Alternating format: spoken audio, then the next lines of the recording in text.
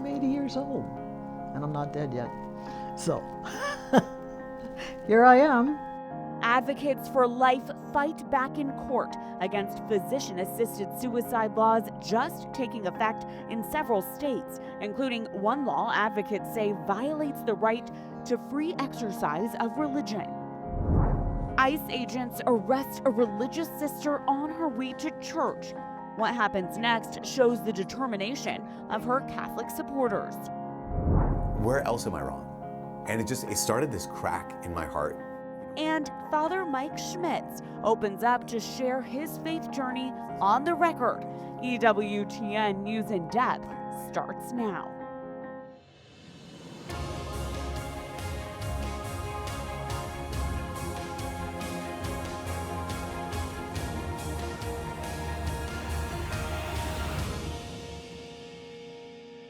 I'm going to have my party when I'm 81, and when I'm 82, and when I'm 83, and who knows after that.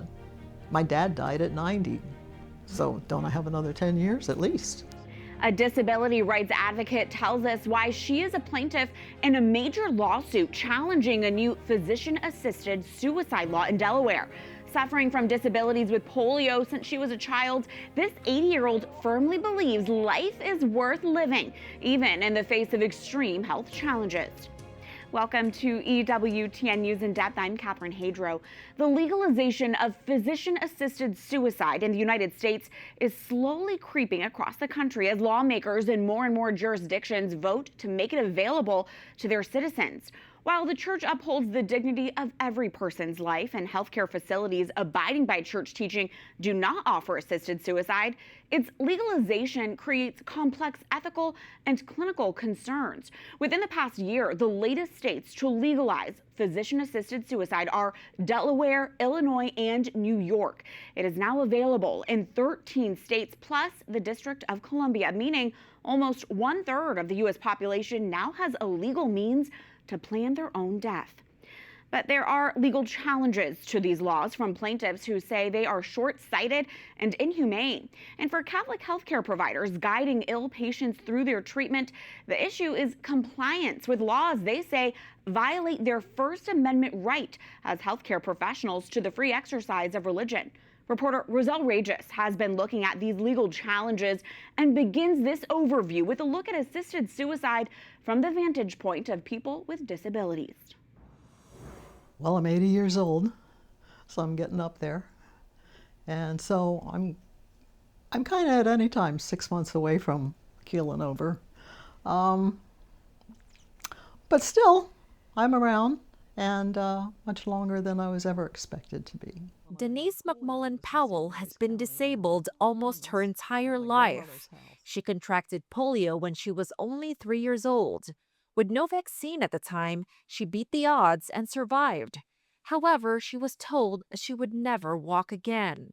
So then they said I would be in a wheelchair for the rest of my life. And what happened was I used crutches and braces up until, I don't know, maybe 20 years ago, when I decided to take it a little easier and moved to a wheelchair. And now I use a wheelchair permanently. I have joy in my life.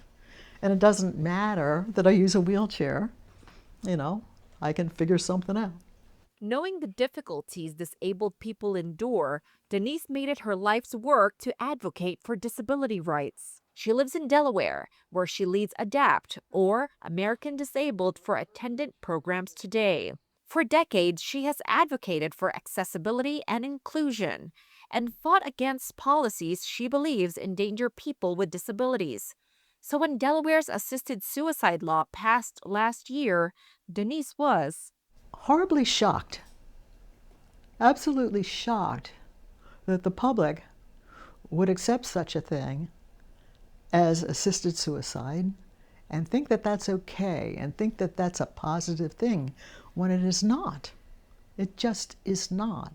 The assisted suicide law went into effect January 1st and allows terminally ill adults with a prognosis of 6 months or less to live to self-administer lethal medication. Soon, 2 new laws will take effect, in New York on August 5th and in Illinois on September 12th.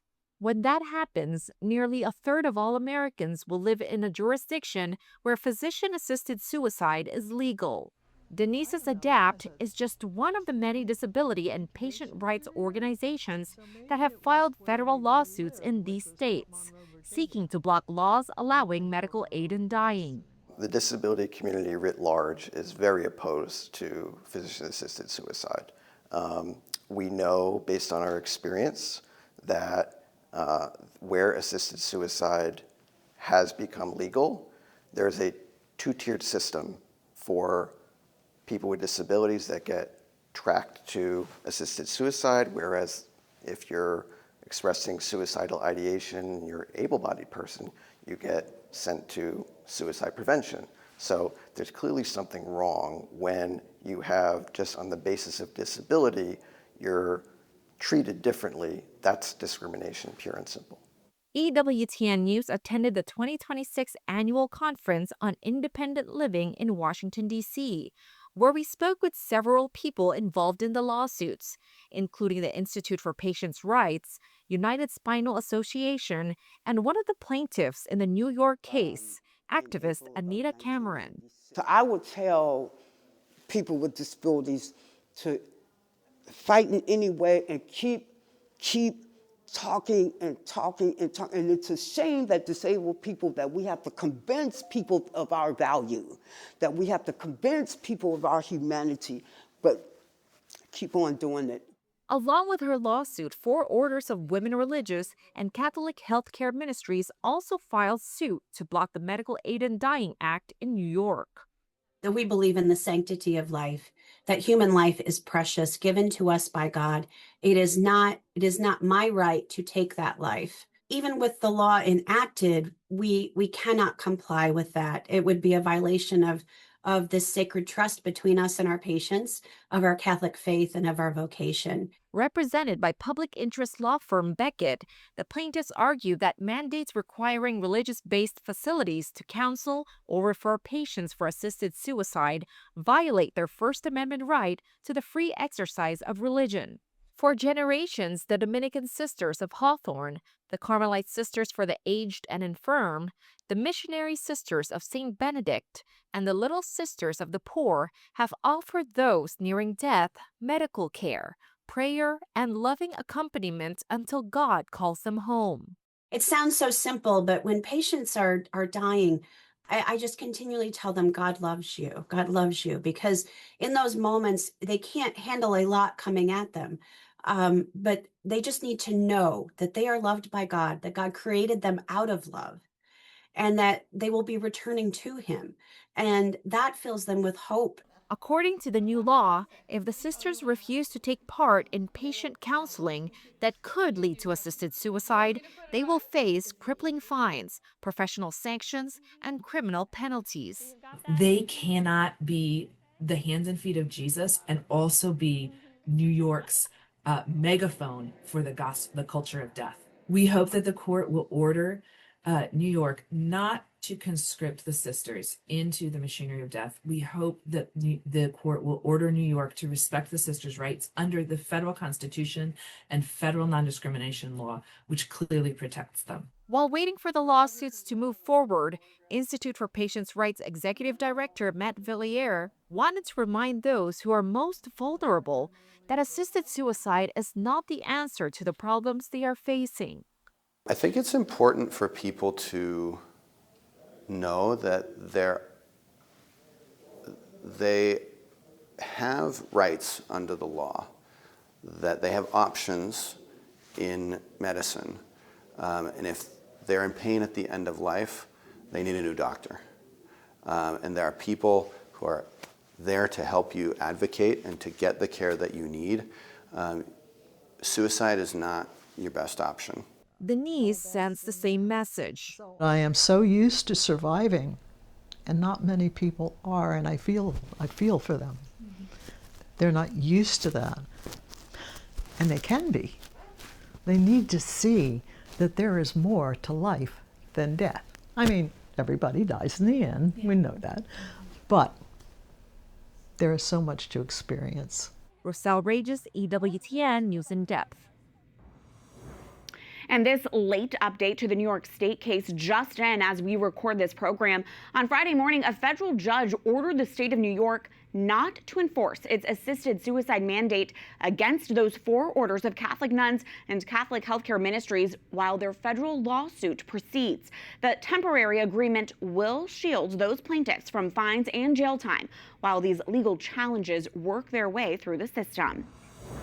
Joining me here in the studio to discuss the growing trend of physician-assisted suicide and the threats it brings to human dignity is the president of Aging with Dignity, Jamie Towey. Aging with Dignity is a nonprofit that defends the rights of all people as they approach the end of life. It also has an assisted suicide watch program to follow what happens when physician-assisted suicide becomes law. Jamie, thank you so much for being here and for the work of your organization. Happy to be here. Really appreciate it. Your organization, as I mentioned, has launched the Assisted Suicide Watch program to track these trends with assisted suicide, compiling data from 1997 onward. I was reviewing some of those findings. Let's take a look. More than 14,000 Americans have died by physician-assisted suicide since 1997, with the real numbers likely being much higher. Physician-assisted suicide deaths increased in the U.S. by nearly 1,000% between 2014 to 2024. And non-terminal conditions, including lupus, anorexia, diabetes, they all qualified people for so-called suicide-affirming care. Jamie, tell us, what was your reaction to these findings, and what do you find to be the most disturbing or surprising? Yeah, it's a big question. And I think the first reaction is just, it's a mess. And it's not just what the data says, and I can get to that in a second, but the first takeaway for me is just, we were promised that this would be transparent. We were promised that you'd have insight into the practice, that the poor and the vulnerable would be protected, and in reality, we have very poor insights into what's happening with the data. So New Mexico and Montana, they've never submitted an annual report on assisted suicide data. Our nation's capital of Washington, D.C. hasn't submitted one in years.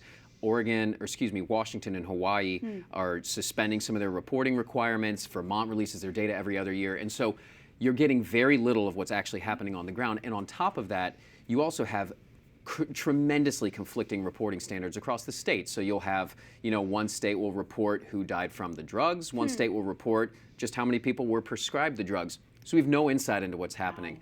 But for the data that we do have, you see some very concerning things. The first of which is we were also promised that this would be safe, that this would only go for the people for whom it was intended, people with terminal illnesses, things like, stage 4 pancreatic cancer or something, and that people that had, psychiatric issues would be protected from these laws. And so every law has a requirement for psychiatric evaluations. And we've seen that only one state, one out of the 13 where this is legal, tracks psychiatric evaluations, and that's Oregon. And last year, between 400 and 500 people were prescribed these drugs in Oregon. 2 were referred for psychiatric evaluations. Wow. And just to put that in context, we're talking about a population of, the highest risk for suicide in America is older adult men. We're talking about people with cancer diagnoses, with some studies showing as high as 20% of people with a terminal cancer diagnosis suffer from severe depression. One of the symptoms of severe depression is suicidal ideation. Right. So this is a population that is very exposed to suicide, and Oregon is doing nothing to screen for that. So vulnerable. Well, New York's physician-assisted suicide law goes into effect next week, and advocates for that law, on this note, claim it's the safest one out of the states because of the amount of safeguards they claim are in place. You say it's one of the most dangerous and radical assisted suicide bills passed. Why is that? When the law was passed by the New York State Legislature, it was easily the most dangerous bill that has ever been written on assisted suicide. It didn't include any waiting periods out of the gate. That's typically been put in there to protect against rash decision-making. None of that. And there wasn't a residential requirement. So you could come from any state in the country and get assisted suicide in New York without any waiting period. Now, the law, as it was signed by Governor Hochul, included certain stipulations for those, but I can promise you that this is just the beginning, because they're going to come back. They always do. What do you think's behind this boom of assisted suicide laws that are happening right now? I think it's a perfect storm. And to take a step back and put yourself in the shoes of someone who has a terminal diagnosis or who's just living in a nursing home and is aging alone. Maybe they don't have good access to pain control. They don't have good access to care.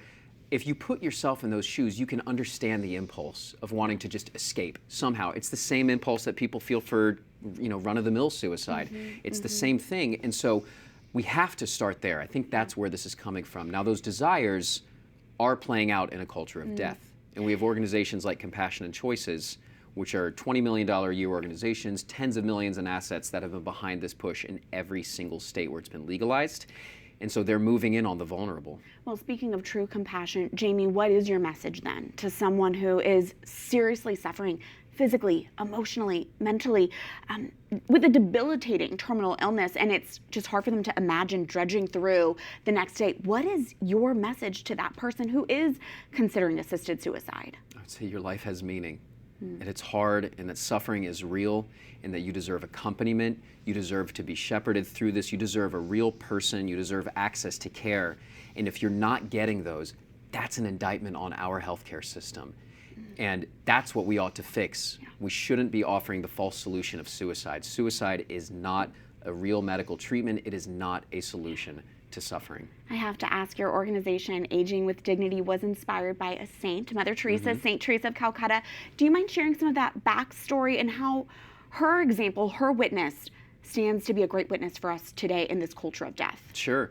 Well, Aging with Dignity was founded by my father, Jim Towey, in 1996, and it was informed almost entirely by his experiences working with Mother Teresa of Calcutta.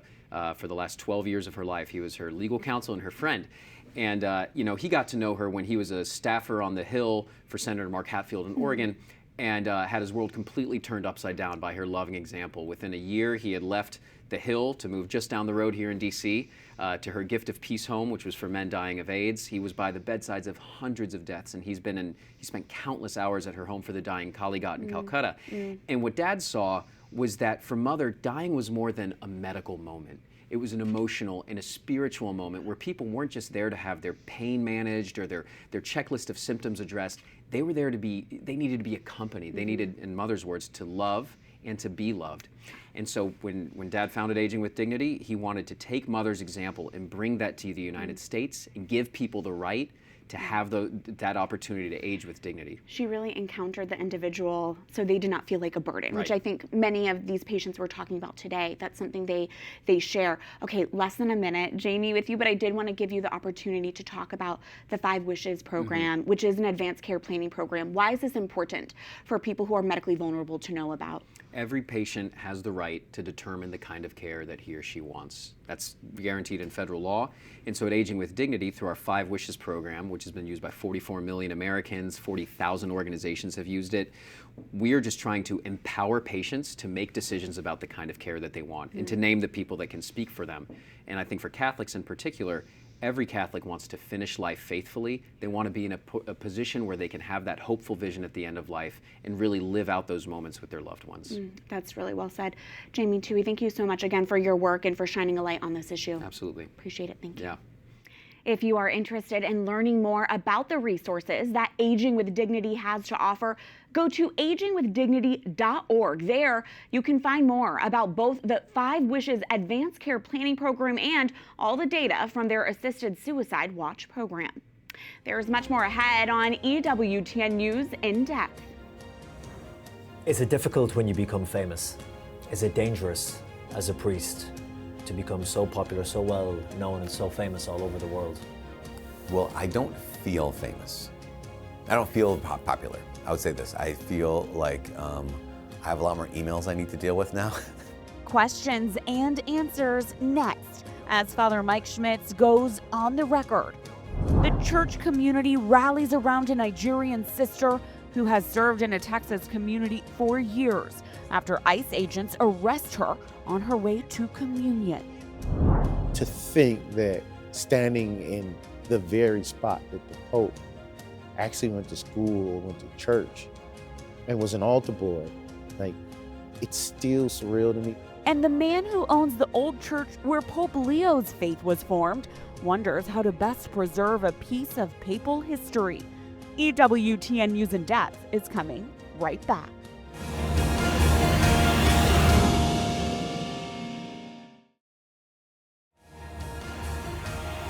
Virtually all of my priests growing up were from Ireland. Oh, really? Were from here.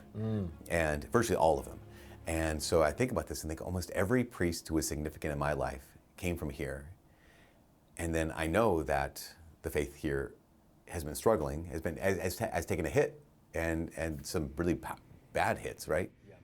Father Mike Schmitz goes to Ireland to offer his pastoral message in a country where Catholicism has been on the decline. And along the way, he sits down with our own Colm Flynn to talk about his personal faith journey.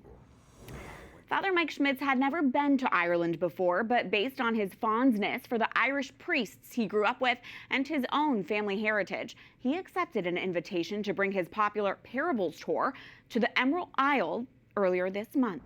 As part of the trip, he celebrated Mass at St. Kevin's Church in Dublin to a standing room only crowd of faithful. In a powerful homily, he spoke to those searching, uncertain, or standing on the edge of faith, particularly in a country where the Catholic Church has been so devastated and trust broken by the clergy sex abuse scandal. Father Mike Schmitz challenged those listening to have the courage to reinforce and strengthen their own faith and to take the next step with God.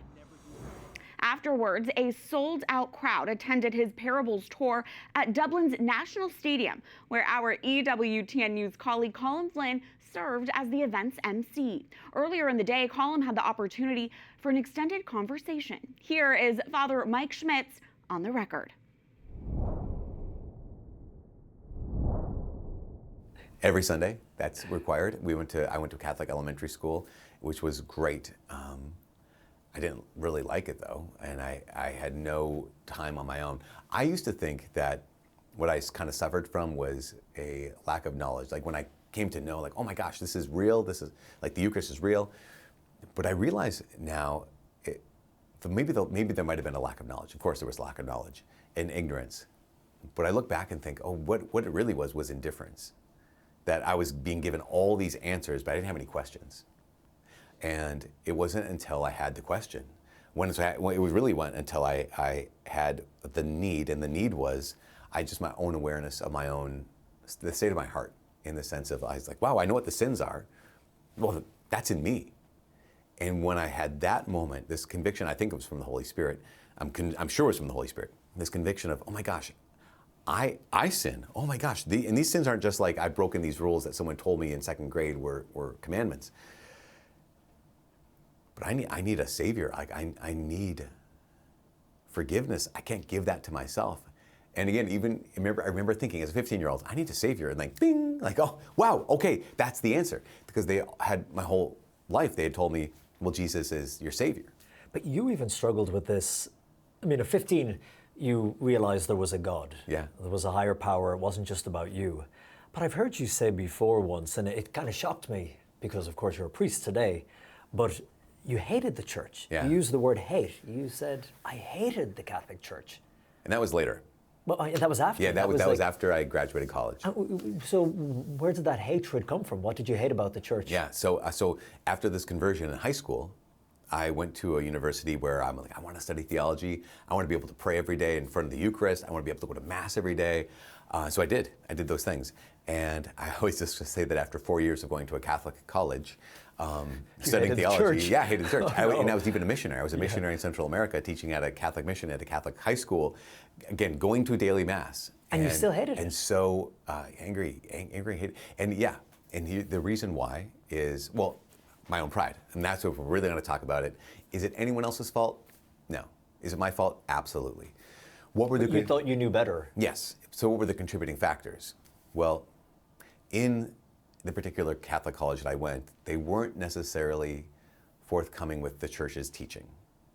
Or basically, every part where the Catholic Church would go against the grain of the culture. I'm like, okay, this is an issue. Why do we do that? Why do we have to be the weird ones? Like even other Christian denominations, they're okay. Like society is right, church is wrong. They're okay with X, issue. Y, and Z. Yeah. So why do we have to be the weird ones? And so even asking those professors, those monks, those nuns, but at one point I set my heart and was like, no, that's just the church is wrong and I'm right. One night, every other Tuesday night, Father Tony, the younger priest, would teach the teachers. So we were all missionary teachers. And one night he was going to teach Humanae Vitae, right? Pope Paul VI, letter on openness to life. And I was like, I'm not going to go to that. What a waste of time. And then I thought, no, I'm going to go to that and I'm going to destroy him. Like I know stuff, like I'm educated. And so I remember I went to this talk and I sat down and I'm like, bring it on. let's go. And I thought, I don't know what I thought. I thought he was going to say, like, well, the Pope says X, so we need to believe X. Yeah. He didn't. He said, well, we all know this. He started with like this really clear, organized, rational thought. We all know this is true, right? Yeah, of course. And we all know this is true, right? Mm-hmm. If this and that are both true, then this is the conclusion. And I remember halfway through, my mind was blown. I was like, oh my goodness. By the end of his talk, I had this most incredible experience of the joy of being wrong, where I realized I was wrong this whole time. This whole time I was wrong, and the church was right. Where else am I wrong? And it started this crack in my heart where it was, wait a second, is it possible that I can actually trust the church? If I'm going to open my heart to the church, and if the church still has room to teach me, then if God calls me somewhere, I have to be open to whatever he's calling me. I heard you say before as well, once you thought, oh, maybe I could become a priest. Oh no, but she's cute. Yeah, exactly. Oh, every day I thought that. And so here's the deal, God, get rid of all the cute girls and I'll become a priest. Then we're in, and I'm in. I was in adoration. Just had this openness. Again, this openness not out of fear, this openness not out of resentment or anger or frustration, this openness of joy and peace, and just, okay, God, I do, whatever you want me to do, I do want to do it. There's a real honesty there. And it was just so clear in that moment. It was, oh, I need to go to seminary. No, I'd been dating a girl for about 3 years at that point. And you were thinking of marriage possibly? Yeah, oh yeah, absolutely, yeah. The plan was I'll get back from this year of mission, propose, and then next step. Was that difficult because you think, oh, I've spent 3 years with this woman and... Yeah, of course. Were you in love? Oh, absolutely. Yeah, I missed her every day. We wrote twice a day, every day. I wrote her an email, wrote her a snail mail letter every single day. And yeah, I absolutely loved her. And it broke both of our hearts. But then again, her insight into the fact that this is not your vocation story. Like, this is our story, where we were able to date for 3 years, and it was very serious, and we were looking at the future. And God did something in that. And now, I mean, she's happily married. She has children, and that's fantastic. It did involve heartbreak, but also involved a lot of grace. Now, 35 years a priest? No, I just picking a number out of the air. Okay. 23. 23 years. Yeah. But there was a lot of formation in there. Yes, yeah. When you said, I was like, wait, hang on a second. But are you sure that hair's not dyed? So 23 years of priesthood. Do you ever look around today and think, oh, what if I was married, or if I had a family or took a different route? Do you ever not really. Looking back? No, I'm just really grateful. I'm just so grateful that the Lord brought me to this place. I really am. I would never want another life. I just can't. Is it difficult when you become famous? Is it dangerous as a priest to become so popular, so well known, and so famous all over the world? Well, I don't feel famous. I don't feel popular. I would say this. I feel like I have a lot more emails I need to deal with now. I had a really great priest in my diocese. My diocese has been so good because one of the fears of being a little bit more well-known as a priest is that you don't get to be part of the brotherhood of priests anymore. That you walk into a room and they're like, okay, who's this Yahoo? You know, he thinks he's a big deal. Yeah. But my diocesan brothers in the priesthood will regularly say things like, hey, Mike, we're just really proud of you. Keep it up. And I just think, okay, good. I'm not now separated from them. I'm still part of them. But one of them a couple of years ago, we were part of the same priest fraternity, and he said, hey, I was listening to your talk on the way down here. I was like, oh gosh, wow, I'm honored, but also feeling uncomfortable. And he said, no. He said, no, you do it well. And he said, the problem is this. He said, I think the problem is sometimes because you can speak well, people think that you can do everything well. And you can't. Hey, okay. You're like, gee, thanks. No, yeah, I was like, that's perfect. You're right. He said, I think sometimes because people realize you can address some of their questions or some of their things, they think that you can fix their lives, and you can't. And it was so good because he just was able to cut through, you can do this, and it's good and important, but you can't do everything. When we were touring together in Florida and I was interviewing you on stage and sorting all the questions that were coming in from the crowd, there was one beautiful one, I think it was in Jacksonville, and they asked your mother who passed away, your dear mother, a few years ago, And they said, what was the best piece of advice that your mother ever gave you? Yeah, she had, I was going to something, kind of like the event today. And I was like, oh, Mom, I'm just kind of worried about this. I'm kind of stressed because I got to do X, Y, get ready for it. And I'm nervous about it. And she said, okay, it's good, just remember who the real star is. And I was like, it's so good. That's it. I mean, that's it's all about Jesus. If it's ever about me, that's the wrong thing. That's the exact wrong thing. It's the exact wrong thing. It's all about Jesus. And remember who the real star is the goal. Father Mike Schmitz, it's been a pleasure talking to you, and thank you so much. Thanks, Colm. Colm joins us now here in our studio. Colm, great interview. Tell us about the Sold Out Parables tour that you emceed.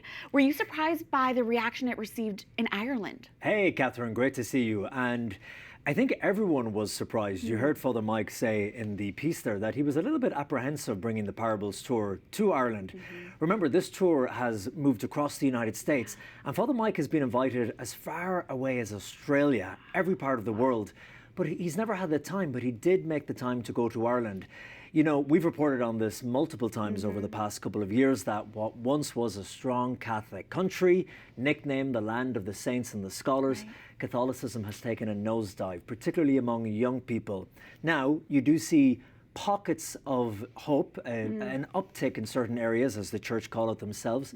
But the question was, would people come out on a Monday night from different parts of the country where they have to buy the tickets, they have to book a hotel for their family, and it was a 1,600-seater arena, the National Arena.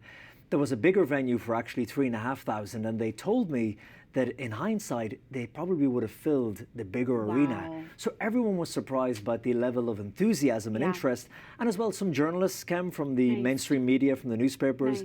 They did some write-ups on it too. So it was all very positive, which everyone was happy to see. It was reinvigorating. Briefly, Colm, this was just an abbreviated version of your full extended interview with Father Mike Schmitz that's posted online. What else can you share with us that you two talked about? Yeah, we talked about a lot of stuff, as we said, in the hotel room there in Dublin, and we laughed a lot as well, which was good. There's actually a funny moment at the very beginning of the interview. Before we started officially recording, the cameras were already rolling. And he mentioned as a joke, he said, "Is my hair okay, Patrick?" asking one of the crew. And then I said, actually, let's talk about the hair. And he said, it's not dyed, because it's one thing that people always ask him. And in fact, when I was emceeing his parable tour, people from the crowd could ask questions. And one question people kept sending in anonymously was, do you dye your hair? What is the answer? You'll have to watch the full social media version to find out. He's addressing those rumors. Colm, thank you so much. Catherine, my pleasure. And to watch Colm's full interview with Father Mike Schmitz, go to youtube.com at EWTN News. News headlines are next in the Week in Review.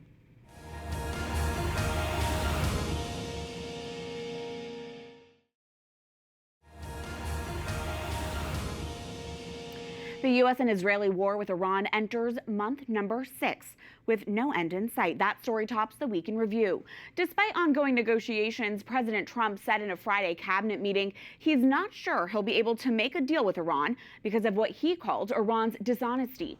The president made the remarks at a rare cabinet meeting at Camp David in Maryland. The U.S. and Iran continue to trade missile attacks as Trump said he is, quote, losing faith in the ability to make a deal with Iran because he says they lie and misrepresent. As negotiations stall, Iran is mounting repeated drone strikes targeting U.S. military facilities around the Middle East, bringing the war to much of the entire region. In the meantime, a new Reuters Ipsos poll shows only 1/3 of Americans support the U.S. military conflict with Iran, with more than 60% saying Trump should end military actions immediately. Israeli Prime Minister Benjamin Netanyahu met in the Oval Office with President Trump earlier this week, the first time they have met in person since they jointly launched the Iran war in February. It was a chance to discuss disagreements and tensions between the allies over how the war is being conducted. Trump also met separately with Ukrainian President Volodymyr Zelensky, who urged him to finalize the agreement the president announced this month, approving Ukraine's production of its own badly needed Patriot missiles to help it defend itself against Russia. Both Netanyahu and Zelensky were in the U.S. to attend the funeral on Tuesday of the late Senator Lindsey Graham at the Washington National Cathedral. The South Carolina Republican died earlier this month of an apparent aortic tear, just hours after returning home from a whirlwind trip to the NATO summit in Europe and a visit to Ukraine to show support for that country in its war with Russia. Tensions were high this week during a hearing on Capitol Hill when Dr. Anthony Fauci repeatedly invoked the Fifth Amendment as a Senate committee questioned him about his handling of the COVID-19 pandemic. The committee, under the leadership of Senator Rand Paul, subpoenaed Fauci to appear based on a Republican investigation which has for years claimed Fauci orchestrated a cover-up of the origins of the coronavirus. Because of the contentious focus on the infectious disease expert, President Joe Biden gave Fauci a preemptive pardon before he left office to protect him from potential prosecution. In an opening statement, Fauci said Republicans were trying to trap him into committing perjury under oath so they could charge him with a crime. He then proceeded to plead the Fifth more than 100 times in the nearly 3-hour hearing. At any point between January 1st, 2014 and January 19th, 2025, did you destroy any federal record or tell anyone else to?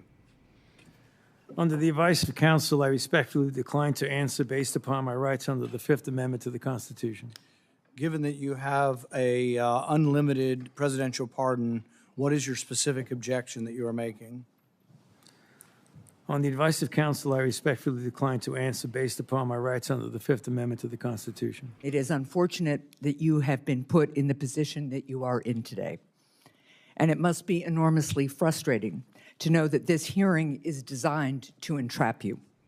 Defenders of the 85-year-old Fauci cite his decades of service as our nation's leading infectious disease expert, and they lament his demonization is having a chilling effect on the public health service. But detractors say Fauci lied to the public about the origins of COVID and blame him for recommending mass closures, including of schools and places of worship. Senator Paul says he will seek contempt charges against Fauci for refusing to answer lawmakers' questions. And an appearance in the halls of Congress this week by Archbishop Thomas Wenski of the Archdiocese of Miami when he met with lawmakers to advocate for Haitian migrants who might now be subject to deportation. This week, temporary protected status, or TPS, expired, which has allowed more than 350,000 Haitians to legally remain in the U.S. with work authorizations. Wenski says Haitians have strengthened the Miami community, performed important jobs, particularly in elder health care, and that forcing them to return to a dangerous and unstable country is inhumane. Haiti is a house on fire. And to think that we can send 350,000 people back to Haiti without that having very bad consequences in Haiti, but also here, because again, these people are working, they're not on the dole, they're working, and if they're removed from their jobs, if they lose their work permits, that's going to have a negative economic impact on the communities in which they live. Wenski told EWTN News that with the expiration of TPS, many Haitians in South Florida are already losing their jobs, and ICE agents are now out making the rounds in Miami's Haitian neighborhoods. Wenski said he's worried ICE will mistakenly not only detain Haitians who had TPS, but also Haitians who were born in the U.S. and are American citizens. Last month's ICE detention of a Nigerian nun in Texas who has legally lived and worked as a registered nurse in the U.S. for nearly 20 years was in the news again this week. Sister Leticia Ugboaja, known as Sister Letty, was taken into custody while walking to Sunday Mass at her church in McAllen, Texas in June. Parish officials posting on social media facilitated her release several hours later.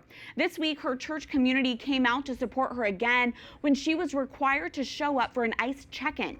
In 2019, a judge denied Sister Letty's asylum application, but did grant her protection from removal because she is likely to face torture in her native Nigeria. Her attorney says Sister Letty is legally permitted to work in the U.S. and has complied with everything required of her. During her ICE meeting this week, she was informed she might face deportation to an unnamed third country. In a strongly worded statement released this week, Bishop Daniel Flores of the Diocese of Brownsville, Texas, expressed gratitude that Sister Letty will be able to remain in the community while her case moves forward. He wrote, "Sister Letty's case reminds us that a right to seek recourse and respect for the rules of due process are a vital part of our legal system, designed to protect the vulnerable who often have no voice." The Catholic bishops have long called for and continue to advocate for humane reform of the immigration system, one that respects the distinction between criminals and asylum seekers who are fleeing criminals. Joining us now from South Texas is one of the most prominent advocates for upholding the dignity of people who migrate to the U.S. Sister Norma Pimentel is a religious sister with the Missionaries of Jesus and the executive director of Catholic Charities of the Rio Grande Valley in Texas, where she oversees the charitable arm of the Diocese of Brownsville. Sister, thank you so much for being with us. Sister Letty's arrest happened within your diocese. You were just with her on Tuesday at her ICE check-in. She's been in the U.S. for nearly 2 decades now, has never missed an immigration appointment. What was your reaction when you learned of her brief detainment? Well, it was truly a sad moment because, well, I was in mass myself, and when I got a notice to see if I could see how I could help. And so the one thing immediately that concerned me was the fact that the priest who alerted me to what had just happened told me that she was very frightened and very scared and was crying. And so I really, really wanted to make sure I could possibly be by her side while she went through this process and try to figure out whether we could get her out or not. I knew she needed somebody by her side, and I first thing called an agent from ICE that I knew from recent past, and I asked, can you see what is happening? Can you guide us as to what we can do? And can you find out if I can be by her side while we figure all of this out? And because I knew, knowing her, she's such a beautiful person, and how sensitive she was, and how they describe how she was impacted by when she was taken, and so unexpectedly as she was walking to church, and the least thing in her mind was that somebody was just going to take her and change her life this way. And so I can just imagine myself how she may have been feeling, and how much she needed somebody by her side. And that was my most immediate concern and worry. And how is Sister Letty doing since her arrest? I think she's a strong woman that is trying her best to put this behind her and move forward with focusing on who she is and what she has been doing, and continue to serve the community. But I noticed that, even the day of the press conference, her reaction is immediately she becomes overwhelmed with fear, and in an instant as to having to face all that she has to deal with it in the press, and the media, and going to the check-in. All these moments are not easy for her at all. You could see it in herself. She's struggling to try to keep herself calm, and so it's not easy. I think she in any moment she fears that somebody's going to come and just grab her and take her again, and so it's something that I'm sure happens to everybody that goes through something similar, Speaking of that press conference, I want to play for our viewers something that Sister Letty said in her only public comments following her arrest. It was at that press conference last week that you were also a part of. Let's take a listen. Sunday Mass is obligatory, and we have to attend Mass every day if you can, and Sunday is mandatory. And it's for me a nun not to go to Mass on Sunday, not to receive communion. It was very, very heartbreaking for me. I was told, even when I told him, can I go to Mass?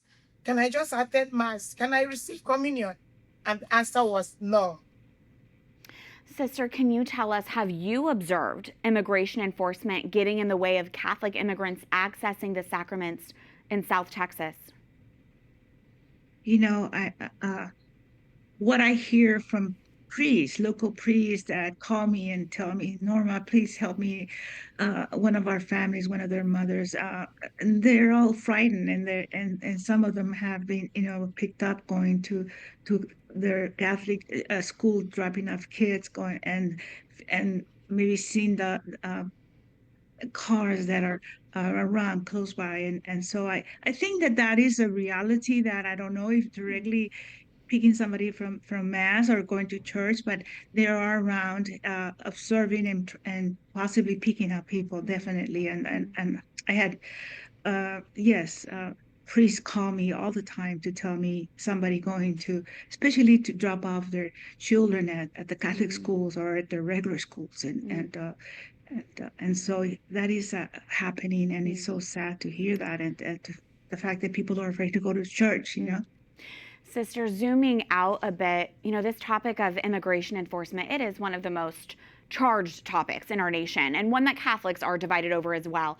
How do you see the balance of upholding the dignity of the human person who is immigrating here, but also respecting the right of the U.S. to protect its borders, and that secure borders actually help guard against attacks on human dignity, including violence or human trafficking, for example? What are your thoughts there? Yes, I think that they go hand in hand as far as observing the legal process of our country to put order in, and I don't think it contradicts the respect and upholding the dignity of every person, and also giving every immigrant, especially immigrants that contributed to our country's well-being, opportunities for safe legal procedures that offer them pathways for them to legalize their status, and so that they're actually contributing in a positive way to our community, as did Sister Leticia. She was somebody being part of a beautiful part of who we are as a community. And so I think that we must be able to distinguish the difference, establish pathways that are good for those people who are here in our country, helping our country and the well-being of who we are as a nation. And Sister, has your work at Catholic Charities Rio Grande Valley, has it changed amid President Trump's ramped up immigration enforcement policies? What differences have you noticed? Yes, of course. Well, since the new administration came into operation, there hasn't been anybody that has been allowed to enter the United States. Everybody who has attempted to come in has been put in detention or immediately sent back to their country or another country. And so we haven't seen the number of people that have been brought to us by Border Patrol after they've been processed or given permission to continue a legal process for their asylum. That hasn't happened since this administration came into office. So that's how it has changed. And so my hopes are that those pathways reestablished for those people who merit the opportunity to ask for asylum, and they're not a threat to the United States, they're not criminals, that are here asking for safety and protection. I think those legal pathways need to be established and allowed to certain individuals that present themselves as something that contributes good to our country. Sister Norma, thank you so much for your insights and for joining us this week. Thank you. Most welcome. And authorities are investigating the desecration of 2 statues of the Virgin Mary in a fire at an outdoor altar at the famed Medjugorje Marian shrine in Bosnia and Herzegovina. The cleanup began immediately after the statues were discovered overnight, doused with black paint across the face and chest with offensive messages nearby. Medjugorje is a popular Catholic pilgrimage destination approved by the Vatican 2 years ago as a devotional site based on Marian apparitions 6 children reported first seeing in 1981. A suspect was quickly arrested, though police did not reveal his identity or motive. The shrine's annual youth festival opens this weekend. We'll be right back. We see a lot of churches that have closed or consolidated together, and it's really unfortunate. And it happened to Pope Leo's childhood church. We go to Chicago for the latest on the effort to preserve it.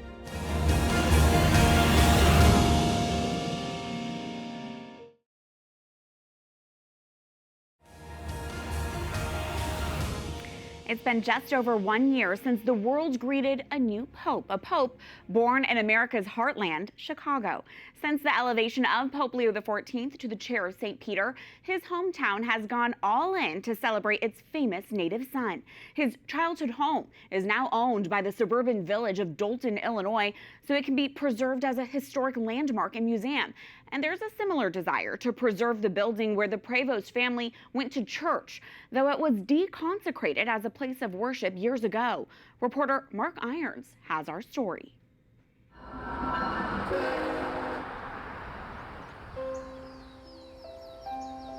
The church brings back memories. It brings back a different time. Standing in front of St. Mary of the Assumption, Cynthia Donahoe thinks back to her childhood and the memories at this parish where she was baptized and confirmed. It happens to be the same Catholic church and school this boy grew up in. You might recognize him. La pace sia con tutti voi. When she was a child, Cynthia didn't personally know Robert Prevost, who would one day become the first American pope and take the name Leo XIV. But if you're from Chicago's South Side, you can usually find a connection. Yes. I grew up down the street from my friend. Yeah. That street is right around the corner. You can retrace the steps he took, though today you'll find a lot more boarded up buildings between the Pope's childhood parish and home. It's about a 15-minute walk, unless you get stopped at the railroad crossing, as you frequently do. From the Vatican, the Pope can probably still hear the sounds of his youth. As the decades have rolled on, those trains coming and going are really the only thing that hasn't changed since he was a kid, here where the bottom of the south side of Chicago meets the suburb of Dolton. I think a lot of the people who grew up here are older and have moved away. That's true, and with their exodus came the eventual close of St. Mary of the Assumption in 2011. Stepping inside any abandoned spiritual home with graffiti-riddled, paint-chipped, dust-covered, deteriorating signs of what once was can make you pause and reflect. Even more so inside this one. And just imagine a young Pope Leo praying in the pews, going to receive the communion, and even confessing his sins here in what used to be the confessional. To think that standing in the very spot that the Pope actually went to school or went to church and was an altar boy, like, it's still surreal. 15 years ago, the Archdiocese of Chicago made the tough decision to shut the doors. With the church sitting empty for a decade and falling apart, Joe Hall bought the property hoping to revitalize the space into a community center to serve an ailing neighborhood that has seen jobs move out and crime go up. Businesses that used to be here closed up. So there's no grocery store here. There's no fresh produce. There's no meat markets. A native of Chicago's South Side, Hall described the challenges people now face in the Pope's childhood neighborhood. By the time St. Mary's closed, decline in this part of the city had been decades in the making. There's no restaurants. There's nothing here other than the funeral home that's across the street, which is sad to say the funeral home is the driving force behind the economy now. But Hall is looking ahead with hope, and preserving this space seems even more important now. I love the stained glass. The stained glass windows beautifully remain in the abandoned darkness. Imagine a young Robert Prevost gazing up at them. As if prophetically, one colorful window depicts the dome of St. Peter's Basilica in Rome and the keys Jesus gave to Peter, the first pope. Hall bought this property years before the world was introduced to Leo. Then you find out in 2025 that the Pope used to be a parishioner here when he was a kid. What was that moment like? Understanding the significance of owning such a significant piece of history now, I feel like it's my responsibility and my job to preserve as much as I can Joining him on the St. Mary's preservation team, This was the original 1917 church. Until 1957, this was the sanctuary. walking on the fully faded hardwood floor beneath the rusted hoops and lifeless scoreboard, providing evidence of what became the church gymnasium, we spoke with Ward Miller. It brought people together, and the bleachers over there, I could imagine families watching their children. He was Miller is the executive director of Preservation Chicago. The nonprofit, non-religious group fights to preserve or repurpose historic buildings in the city. The Pope's childhood parish made the group's 2026 Most Endangered list. There was a point in time where people really identified where you lived by your parish, and that's truly a Chicago thing. Completely. He says the loss of a house of faith like this affects more than just the people who worship on Sunday. You're losing a school, you're losing a counseling center, you're losing food pantries, you're losing that sense of community, which really come together in these houses of worship. So it seems there is more than one reason to recapture the life once found at St. Mary of the Assumption, which radiated out to this small slice of the South Side. We still want to bring health and wellness to the community. We still want to give jobs to the community. We still want to be able to bring that faith element back to the community. As well as being just wide open. Among his plans for this space, Hall would like to have a food pantry, which would be named after Pope Leo. And as the revitalization project develops, he'd love to hear from the former parishioner himself. We have plans to gather a team to maybe visit the Vatican to get input from the Pope himself on what he would like or what his vision for it would be. Maybe he has a vision for it, maybe he doesn't. But if he does, we would like to hear it. Mark Irons, EWTN News in Depth. And that's a wrap on this edition of EWTN News in Depth. I'm Catherine Hadro. We hope to see you again same time next week for more news and reports important to your Catholic life. Until then, God bless.